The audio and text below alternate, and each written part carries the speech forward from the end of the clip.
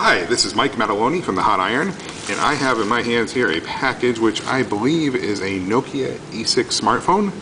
The generous folks at One World Nokia have sent me this package, which I believe is an E6 since it's the next one in line. The E6 is known as the successor to this device right here, the Nokia E72. And this is my very own device, which I purchased with my very hard-earned money, and it's been a workhorse for me for well over a year now. And let's check out what the E6 has to offer. The E6, one of the big differences from the E72 is it has a touchscreen, where the E72 is all navigated through the Navi key and the keys in the keyboard. So let's open up this package here. I think this is going to be a little easier than so many other packages which I've opened, which it is. And voila, here it is, Nokia E6 with touchscreen. Let's see, E600, a lot of fine print, and let's see where this was made, in Mexico. So this is a made in Mexico device. The E7 which I had was made in Finland. And here it is, the E6. There's no battery in it, so if I compare it in weight to the E72, look very similar in size. Let's, before we unwrap it, let's see what else is in the box here. We have a charger. I have my charger along with me. Let's see, headphones, nice. And this is the sync cable. Wait a minute, is this longer than like 3 inches? Cool. The last few sync cables I've been getting have been pretty short. This is the battery, BP41, which I think is the same as the E72. Let's see if there's any juice in there. Let's see, some paper here, warranty information, a little welcome book. Product safety information, yeah. Getting to know your E6, this will be very helpful. So let's put this aside, and let's take a look at the E6 itself. Take it out of the sleeve here. This is a loaner model, so someone may have used this before, but it still has the covering over the screen intact, which is pretty cool. So this is it, E6. The keypad is very similar to the E72.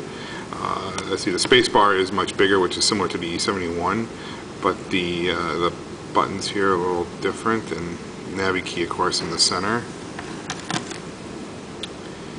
On the side here we have the volume. There are holes here, folks, for a wrist strap, unlike the E7, and I guess the N8 as well. This looks like it's going to be the USB connection here. This is so we have an 8 megapixel camera, which you may or may not be able to see. This is a battery door here. So it's definitely metal and plastic, similar to the E72. There's a little more metal going on here on the E72 than on the E6, but some nice chrome accents here nonetheless. Let's see if we can get, there's some juice in the battery. So this opens up very similar to how the E72 does. The SIM card slot is in here. I wish these were similar to what the Astound, the C7, was like. You can see that on that other video. Let's put the battery in. I don't know if there's any juice, I said, but I will be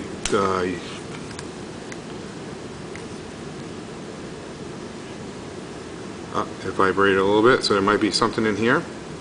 Let's soon see. So comparing the keyboard, it's 4 rows. With the buttons down the middle here, the buttons down the side. It's got 4 buttons on here, where this has got 2.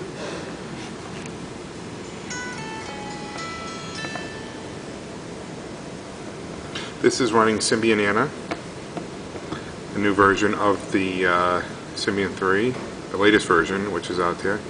Let's see, just accept the date.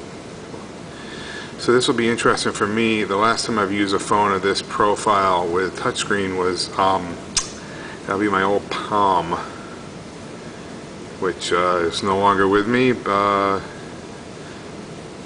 Yeah, we have the similar where we can set the screens here, options. So making up for the extra buttons is a touch screen. So we can edit the home screen, for example, menu. This is pretty cool. So just a little bit of juice, no SIM card. So what I'm going to do is I usually do, I'm going to put my SIM card in here, charge this up. Still running T-Mobile, it hasn't been engulfed by AT&T yet, and give it a try. Be interesting to see if this is still an optical navi key, similar to what was on the E72, which is like the first thing that people turn off. But the keys pad's a little different. I mean, if you look at the size, this is very similar.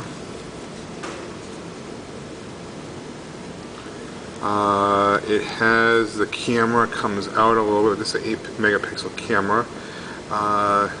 Interested in seeing how some of these pictures turn out. But right now, this is going to be the one we're going to be using here, the E6. So I'll report back on this at some point. This is going to be neat using a touchscreen again. It's been a while, and did it on the E7, but for this format, this is going to be a lot of fun. So this is the Nokia E6. I want to thank the generous folks over here at One World Nokia for lending this to me so I can play with it and report back to you. Of course, this is a loaner device. I do not get to keep this.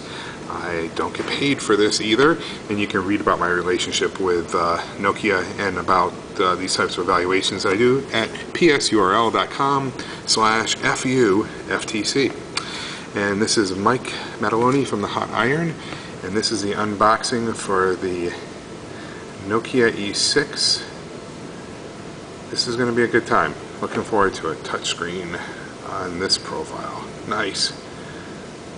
Please share any comments in the comment section of the blog. You can check out my YouTube channel as well at the Hot Iron, and looking forward to any feedback that you have.